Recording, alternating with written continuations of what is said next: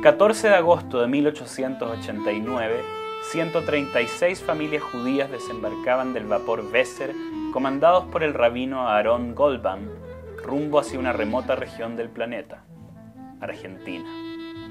El gobierno republicano de ese país, liderado por Julio Argentino Roca, había promulgado una ley promoviendo la inmigración de los judíos desde el imperio zarista ruso con el fin de colonizar, cultivar y explotar la tierra. En el imperio, los judíos eran continuamente hostigados, discriminados y asesinados, y por esta razón muchos otros barcos siguieron el camino del Weser. Hombres, mujeres y niños de distintas regiones del imperio llegaban a la República con el fin de encontrar un futuro promisorio.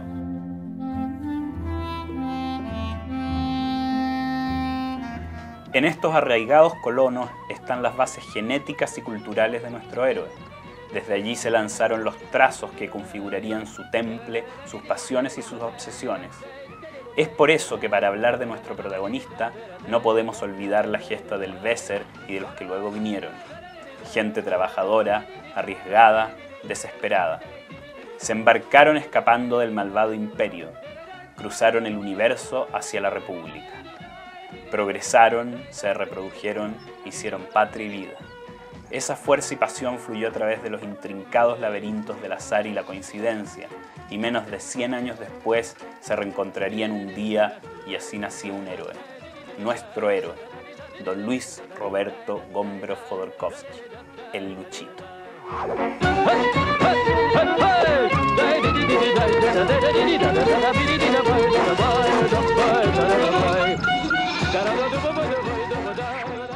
Luchito nació una lluviosa mañana de primavera el 10 de noviembre de 1944. Un día como ese, exactamente 500 años antes, en Varna, las tropas otomanas conducidas por el sultán Murad II derrotaban al ejército cruzado matando a más de 15.000 hombres. El niño fue llamado Luis en honor a su abuela paterna, doña Luisa Itzkovich, quien había fallecido 3 años antes. Esta muerte significó mucho más que un nombre para nuestro protagonista. Tuvo un rol fundamental en varias de las decisiones que tomaría en su vida. La señora Luisa sufría problemas motores, dolores de cabeza e ideas delirantes, por lo que el médico psiquiatra Dr. Horvitz Barak fue consultado. Su diagnóstico fue demoledor. La señora padecería de neurosis histérica.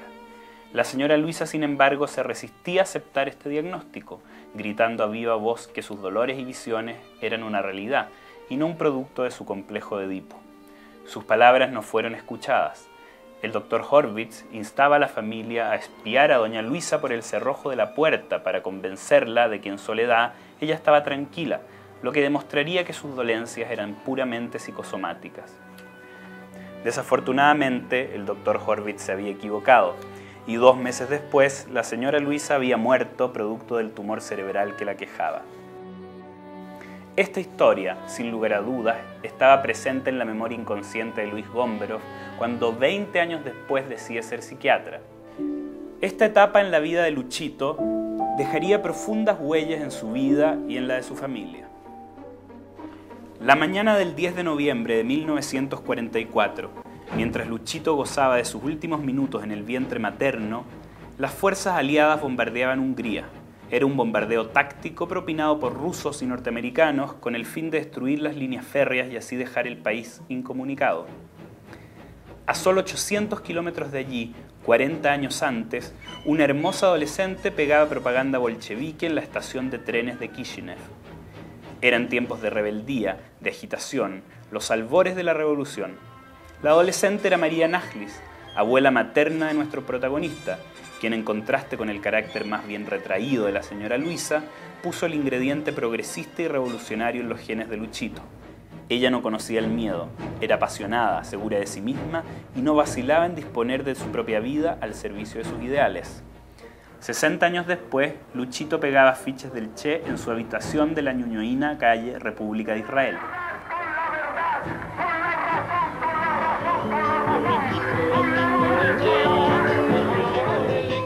En efecto, llegó a ser conocido como Lucho el Rojo, exactamente el mismo apodo con que se conocía a su abuela María la Roja en la secundaria de Kishinev. Con el tiempo, y como es bien sabido, los ideales de Luchito sufrieron radicales cambios. Un estudio más profundo revela que lo que cambió fue el mundo, no él.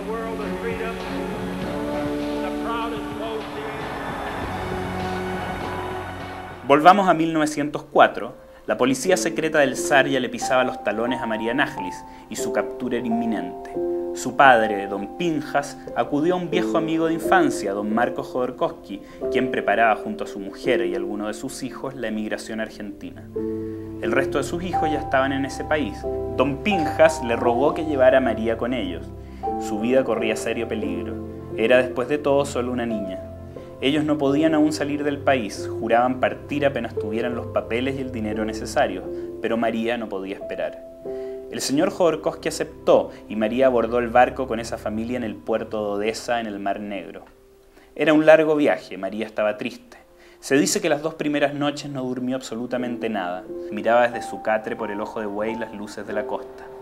Ya estaban a unos 400 kilómetros al sur de Odesa y la ciudad que ella miraba con lágrimas en los ojos y que le hacía recordar otras noches en Kiev o en Minsk no eran otras que las luces de Varna, donde 15.000 hombres habían muerto exactamente 500 años antes del futuro nacimiento de su 6º nieto. Una tarde asoleada, en que leía Marx disimuladamente en la popa del buque, vio como uno de los hijos de don Marcos, Natalio Jodorowsky, cantaba unos salmos en cubierta. El apuesto joven tenía una voz dulce y varonil que de inmediato fascinó a María. Cuando se dio cuenta que María lo observaba, Natalio se ruborizó y bajó la mirada, pero María era una mujer persistente y la búsqueda de su amor se transformó en su próximo desafío. El romance comenzó solo días después, durante una puesta de sol frente a las costas de Málaga. Esa historia de amor no terminaría hasta el día de la muerte de Natalio, unos 50 años después. María y Natalio se casaron en Buenos Aires y tuvieron 5 hijos, entre ellos la madre de nuestro héroe, la señora Frida Jodorowsky. Por esos años, la familia tomaría la decisión de cruzar los Andes para instalarse en Santiago de Chile. La teoría más aceptada acerca del apellido Gomberov indicaría que esta familia habría permanecido en el Asia Central desde la Edad Media. Eran turcos y vivían en el reino de Jasaria. Allí la realeza se habría convertido al judaísmo durante el siglo VIII, arrastrando con ellos a gran parte de la población. La conquista otomana en el siglo X los habría hecho escapar hacia el norte y el este. Lo que sí es claro es que el apellido Gomberov no resultaba particularmente judío para nadie en Rusia. Se dice que para escapar de la discriminación, el tatarabuelo de nuestro protagonista habría ocultado su origen judío y se habría creado un título nobiliario falso que le permitió llegar a ser cochero del zar Alexander III. Es interesante señalar que este oficio no terminó allí en la familia de nuestro héroe. 50 años después, a más de 14.000 kilómetros de Moscú, el nieto del cochero del zar, don Santiago Gomberov, marido de la señora Luisa y abuelo de nuestro Luchito, inauguraba su flamante flota de victorias en la floreciente ciudad de Rancagua. Llegó a ser el más importante empresario de transporte en la provincia de Cachapual. Desafortunadamente, y al igual que su abuelo, lo perdió todo de un día para otro. Su historia no fue tan épica como la del cochero del zar, quien tuvo que escapar cuando su falsa identidad fue revelada. Irónicamente, don Santiago perdió su flota apostando en las carreras de caballos. El mismo animal que le dio fortuna se la quitó poco tiempo después. El hijo del cochero del zar, don Manuel Gomberov, emigró a Argentina 10 años antes que los Jodorowsky. Ellos llegaron primero al campo, a la provincia de Santa Fe, lugar donde el barón Hirsch había comprado tierras para recibir a las familias judías que llegaban escapando de los pogroms en el Imperio Ruso. Allí se fundaría la mítica ciudad de Mosesville, la ciudad judía campesina donde se forjó un personaje único, el gaucho judío. Don Manuel era uno de ellos, y lo podemos imaginar cabalgando en la pampa, vestido de blanco con un mate en la mano y una kipá en la cabeza. Baruch atah Adonai, Eloheinu melech haolam, borei peri hagufen. Amen. Amen.